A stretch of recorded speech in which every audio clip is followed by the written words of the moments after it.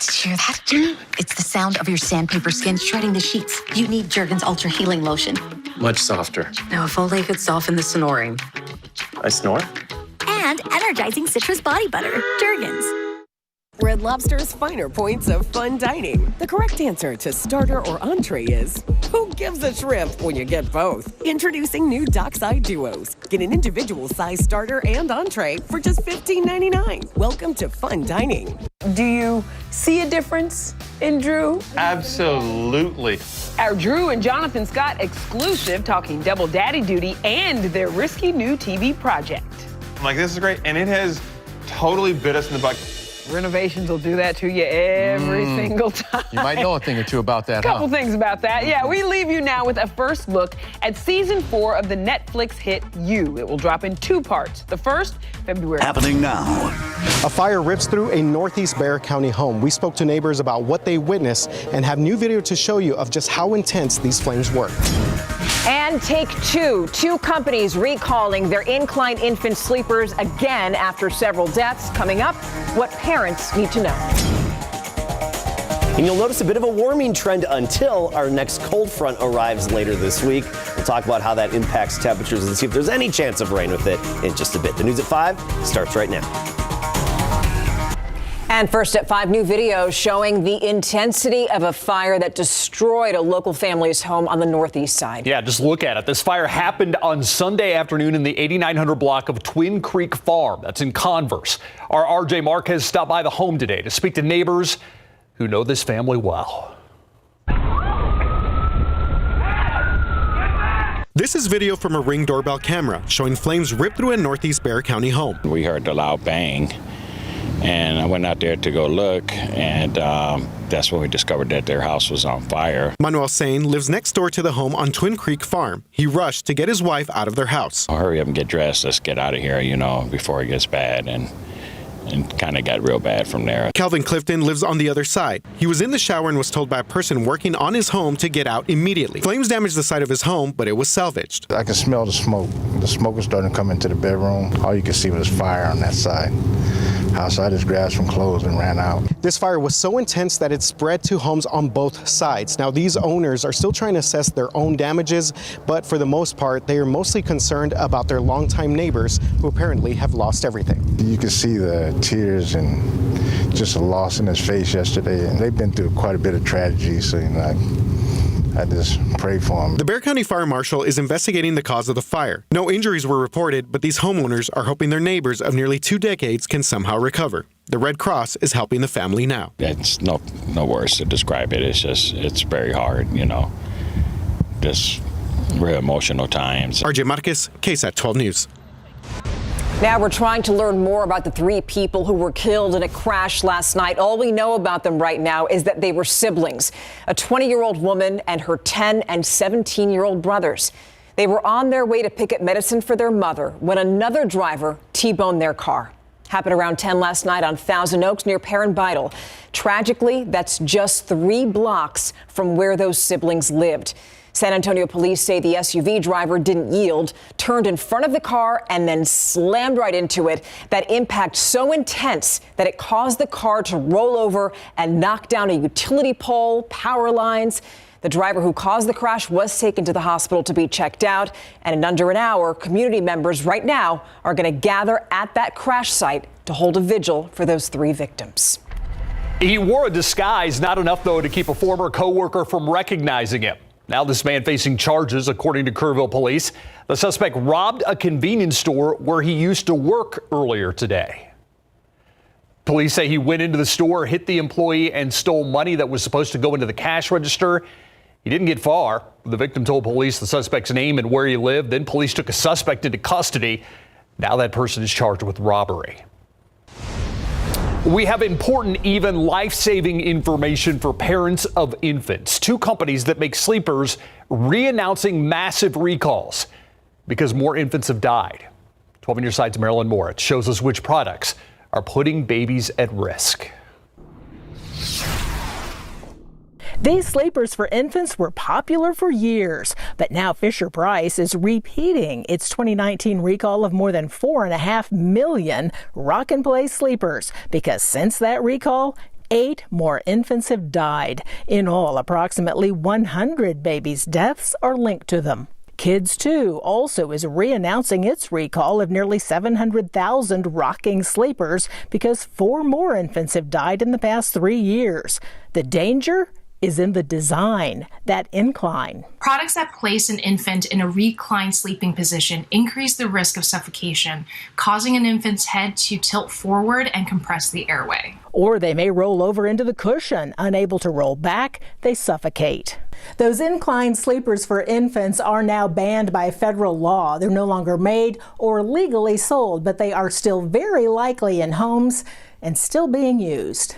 Something else popular with parents and legal, inclined rockers. They're not marketed for sleep, but desperate parents may use them that way. The Consumer Product Safety Commission says 13 deaths are linked to Fisher-Price inclined rockers and warns parents they should never be used for sleep. The safest way for infants to sleep, according to the American Academy of Pediatrics, is alone on their backs on a firm, flat surface, such as a crib, play yard, or bassinet. Marilyn Moritz, KSAT 12 News. In other news now, ex-movie mogul Harvey Weinstein could be sentenced to more time behind bars. He faces up to 18 years in prison on rape and sexual assault charges that were filed in Los Angeles. Right now, Weinstein is serving a 23-year sentence after being convicted in a separate case in New York. The accuser in the LA case is expected to give a victim impact statement in court on February 23rd. After a days-long battle deciding on a House Speaker, Congress finally in session, and the first order of business agreeing on the rules that will govern the body for the next 2 years. As ABC's Alex Pressure reports, if it's anything like the House Speaker vote, it could be a challenging road ahead.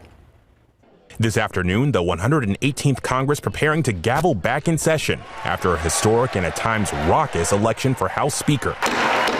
House Republican leader Kevin McCarthy finally being elevated to Speaker this weekend, but it took 15 rounds of ballots in the bitterly divided GOP caucus, the longest election since 1859. My father always told me, it's not how you start, it's how you finish.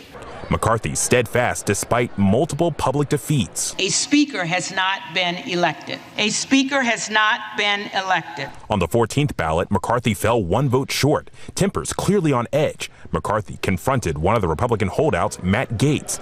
Then fellow Republican Mike Rogers of Alabama needed to be physically restrained from going after Gaetz. Even Donald Trump working to end the standoff. Congresswoman Marjorie Taylor Greene seen trying to pass her phone to a McCarthy opponent, DT, Trump's initials, seen on the caller ID. After half an hour, they struck a deal, but McCarthy had to make deep concessions, including allowing a single lawmaker to force a vote to remove the Speaker of the House. Now McCarthy faces his next challenge, keeping everyone in his caucus on the same page as they try to govern, even those that didn't want him as Speaker. They can only lose 4 Republican votes on any given issue. That means you've got to keep the moderates on board. You have to keep the rabble-rousers aboard, the people that never wanted them to be there. Any given day is going to be a little bit different, probably much like Democrats dealt with over the last 4 years with narrow majorities. But one of the points of focus for House Republicans is a new panel with sweeping authority to investigate ongoing criminal investigations, something that could spark a new fight with the Justice Department over ongoing probes, including those into former President Trump. Alex Pressure, ABC News, Washington. Thousands of Brazilian ex-President Jair Bolsonaro's supporters stormed Congress and the Supreme Court today. The far-right former president condemned the violence in a tweet, but he's still claiming that October's election against his opponent was a fraud. Police say they've taken control of the presidential palace and other government buildings as Bolsonaro's supporters invaded and demanded for him to be reinstated over the weekend. He's been falsely claiming that voter fraud led to his defeat, even called for a military coup to get back the presidential seat.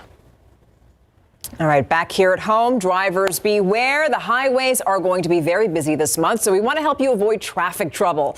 So here's a heads up. TxDOT is planning construction projects along I-10, I-35, Loop 1604, and 410. It also began one major project today along Wurzbach Parkway from Blanco to Thousand Oaks. Alternating lanes and ramps are going to be closed every day from 9 a.m. to 3 p.m., and that's going to be the case through the end of the month. Also want to take you to Sky 12 right now, flying over one of the other construction spots. You're looking at Northwest Military Highway. Single lane closure started today for utility work there. This is from Loop 1604 to Huebner Road. It's happening from 7 in the morning till 6 at night. The work should be done by the end of the week. Okay, now here we have a live look at Highway 90 at Couples, where you can see it's 5:07 right now, so obviously people are on their way home, so there's a healthy amount of traffic, but no backups to tell you about. The weather's beautiful. A nice day out there yesterday and today. I wish we could have mustered up more rain locally over the weekend, but east of town, we saw a little too much of a good thing as we went through Saturday night. And right now, we've just got sunshine. 73 our high temperature today. That's 10 degrees above average.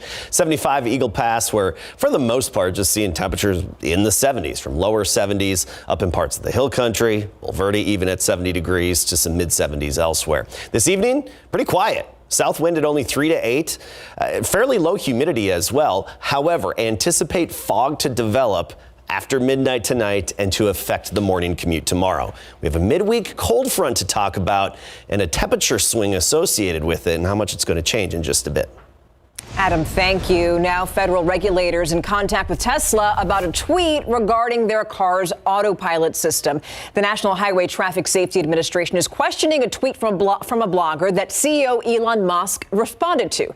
The blogger claimed that Tesla owners should be allowed to disable a reminder to keep their hands on the wheel after driving for 10,000 miles. Now, Musk responded with, quote, agreed. Update coming up in January. Now, this is significant because UTSA is already investigating Tesla for its autopilot system that's hit pedestrians and first responders. All right, in other news, the start of a new year, and this year, apparently we're going to be paying more for beer. The alcohol consulting company Bump Williams says beer prices jumped by 7% during the last 13 weeks of 2022. Popular beers like Miller Lite and Bud Light increased by 10%. The increased cost of shipping and ingredients for breweries, part of the reason. Industry experts say even though people are buying less beer, the higher cost is to try to make up for losses. Coming up, downtown San Antonio getting a lot more exciting. UTSA School of Data Science just opened a new research hub. Coming up, you're going to see the facility and also understand why this is going to be so good for the city. I'm Myra Arthur here in the KSAT newsroom. Here's what we're working on for the news at 6 o'clock today. A local foster care organization taking on some massive new responsibilities. And with that comes growing pains. Why they needed new cars to meet the needs of more than 800 foster kids. Plus, hundreds of potential jurors are summoned each week, but COVID and the flu may be causing people to skip out on jury duty. At 6 o'clock, how many potential jurors are needed for trials to actually happen, and what you need to know if you miss jury duty. And by remembering a dark period in history, the San Antonio Public Library and San Antonio's Holocaust Memorial Museum hope to shine a light on a brighter future. These stories and a whole lot more coming your way today at 6. Myra, thank you. Now a new hub for tech research is open in downtown San Antonio. Yeah, it's called San Pedro 1. It's giving students enrolled in UTSA's School of Data Science a new home. The 167,000 square foot facility lies along San Pedro Creek, just east of UTSA's downtown campus. And our Max Massey brings us inside and also shares why students and staff are so excited for what's to come. So awesome. I love it around here. It's going to be so much fun, honestly. Zach Beasley is a student at UTSA majoring in cybersecurity with a focus on artificial intelligence. He's one of the many students and local leaders excited about San Pedro 1. It is a historic day for UTSA. It really reflects our focus on preparing a future workforce for our community and on generating new knowledge. This merger of data science and cybersecurity is a powerful thing for us as an institution. It's an important economy for San Antonio. We're here in the server room of the new San Pedro 1. Now, take a look around. New technology, new programs, and as one person put it, a new era for the San Antonio Tech Corridor. We are intentionally camping out in this space of really advancing and supporting generating new knowledge in the data science and national security arena. The $91.8 million facility will house the university's National Security Collaboration Center and the new School of Data Science. It's going to advance economic development in our urban San Antonio core And this is just the start. We announced in November San Pedro 2, which is going to be happening right next door on the property next door that we acquired from the county. And that's going to be where we put a whole new effort in place around amplifying what we do in this building. This signifies the ongoing inspiration, collaboration, and economic generation happening here in downtown San Antonio. Everything happens here, you know, like all the future generations being able to protect you from cyber attacks, anything along those lines. It's being built right here at UTSA in the new campus. Max Massey, KSAT 12 News. Take a live look outside with Sky 12. It's the land bridge at Hardbringer Park. Looks really nice right now. 5:15, 72 degrees. Everything's looking nice and lush, surprisingly there. But when you get closer to all of our lawns, there's a lot of brown. Yeah, we need the rain, of course. And, you know, this weekend, you go east of town, Lavaca County and some points southward into DeWitt County had several inches of rain, but we around here didn't pick up much, really just some drizzle, and that was about it. Morning fog the next few days. Prepare for that for the morning commute tomorrow and then again on Wednesday. A midweek cold front arrives Wednesday evening. It's going to give us a bit of a temperature swing. You're going to notice this temperature swing. However, I want to stress no freeze expected from it. Our morning temperatures will go from the 50s down to near 40. And that's by Friday and Saturday. We'll have those cooler mornings, but we're not expecting a freeze around town. Maybe a brief one in parts of the hill country then. All right, let's talk temperatures. Right now, mild, pleasant, comfortable, however you want to put it. 70s just about everywhere across the state. And with the exception of the Gulf Coast, we're in the 60s. But 71 Kelly Field right now, Bernie at 70 degrees, Canyon Lake 68, New Braunfels 72. And tomorrow morning, we'll start the day in the lower 50s around San Antonio. 55 on the south side, north side of town, you get to 52 degrees. Even Helotes about 50, Rio Medina 48. But then by tomorrow afternoon, we burn off that fog by about 10 a.m. We've got sunshine, and we're pushing 80 degrees in a good portion of our area. I mean, Utopia, Bandera, likely to hit 80 tomorrow afternoon. Around San Antonio, we'll be in the upper 70s, right near 80 degrees. Very similar again on Wednesday. I do think we'll hit 80 for the high temperature. And remember, Wednesday nights when the cold front arrives, temperature plummets. We're looking at highs back down into the 60s by Thursday, Friday, and Saturday. So from 80 down to the 60s, but this is still above average. I mean, the average high is 63 degrees. We're going to be above that despite that cold front moving through.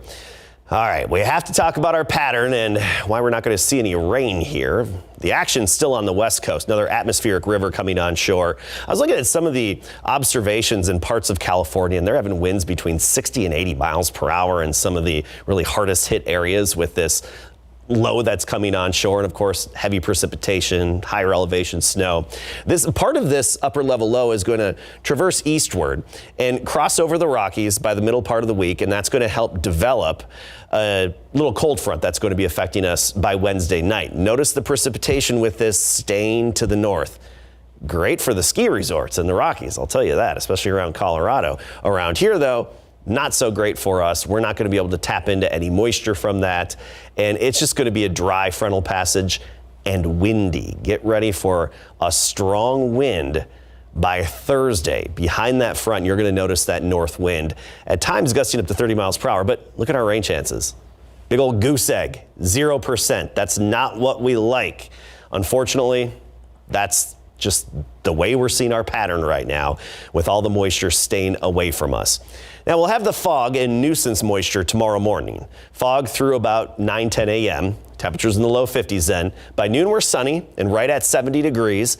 A southwesterly wind at about 5 to 15 miles per hour. A sunny afternoon making it well into the 70s. So yes, very comfortable out there. Then a little bit warmer as we get into Wednesday. We talked about that 80 degrees. Still morning fog then. And then boom, the wind hits on Thursday. We'll wake up to wind gusts probably around 35 miles per hour. And keep in mind, when we get that north wind, what happens to mountain cedar counts? It typically rises. Ugh. So get ready for it to spike again later this week. For all you fellow allergy sufferers, sorry. Yeah. All right, Greg, I am looking forward to Friday, and it has nothing to do with the forecast. It has everything to do with the Spurs' 50th anniversary game being played in the Alamo Dome. And as they're away right now playing in Memphis with back-to-back games, the Dome is getting ready for that major event by setting down the court for the very first time in that Final Four configuration. See how many seats are going to be available for this game. It's going to be awesome. And after that horrible performance in Washington, the Cowboys limp into the playoffs. Coming up. The San Antonio Spurs Fiesta-themed court has been installed in the Alamo Dome for their 50th anniversary game, which will be held this Friday. And what is being built is back home in the Dome. That's where the Spurs called home from 1993 to 2002 before moving to the AT&T Center in 2003. So far, 59,436 tickets have been sold, leaving the Spurs about 2,600 shy of the all-time regular season attendance record set back in 1998 at 62,046 in the Georgia Dome between the Bulls and the Hawks. And as you can see, the capacity is over 65,000 with the court set in that Final Four configuration. Tip-off against Golden State on Friday is at 6:30, but they have 2 games in Memphis before that can happen, starting tonight against the Grizzlies at 7 p.m. Highlights for you tonight on the Night Beat. Pro football coverage, powered by Davis Law Firm. The Dallas Cowboys are limping into the playoffs following their lackluster and anemic offensive performance against the eliminated Washington Commanders, who started a rookie at quarterback in Sam Howell. Dak Prescott provided us with his worst performance of the season, completing only 14 of his 37 pass attempts, which is good for only 37.8%, the worst of his career. And he gave up another interception, this time for a touchdown, finishing with 15 total on the season, which ties for the season high in the NFL with the Texans' Davis Mills. And remember, he missed 5 games. Now, following the 26-6 loss, they have to face the Buccaneers in Tampa to open the playoffs, who they lost to in their season opener 19-3. Completely not who we are. I don't think I've seen us like that in damn sure the last 2 years. Something that as much as you want to burn the tape and move on, know what we got forward, there's a lot that we've got to learn from and get better and use this tape. And you can see if the Cowboys recover against Tampa Bay, since that game will be on Monday Night Football 1 week from tonight at 7:15 p.m. live right here on KSAT 12. Not long after the Houston Texans won a game they should have lost, Lovie Smith has been fired as their head coach. In beating the Colts in Indianapolis 32-31, they became the second worst team in the NFL, giving the Chicago Bears their #1 overall draft pick this spring. After finishing 3-13-1, Smith became the Texans' second coach to be fired after only 1 year. Obviously, it's tough when something happens that way, but still have a ton of respect for Lovie as a coach, as a person. He did a lot of good things around here this past season, so grateful for him. Kind of excited to see where he's going to end up next, because I know he's going to do good things. And 1 week after suffering a cardiac arrest on Monday Night Football and fighting for his life in intensive care, today Bills safety Damar Hamlin was released from the hospital in Cincinnati and returned to Buffalo to continue his treatment. Now, he is not out of the hospital. He was well enough to be transported, the doctors tell us, but he is in the hospital receiving more care and not in critical condition. It seems like it was longer ago than just 1 week. Seems like it was like a month ago, doesn't it? Yeah. Thanks, Greg. Gary. All right. Thank you so much. We'll be right back after this. All right, traffic alert right now. This is I-35 at New Braunfels, where you can see traffic there really down to a crawl in both directions, even though you see 2 fire trucks there on the right-hand side of your screen, and traffic is just down to 1 single lane there. Traffic on the other side obviously going really slow, too. Yeah, and actually one of the vehicles that was in this accident down by the access road. We'll monitor this, have the latest at 6. Be careful.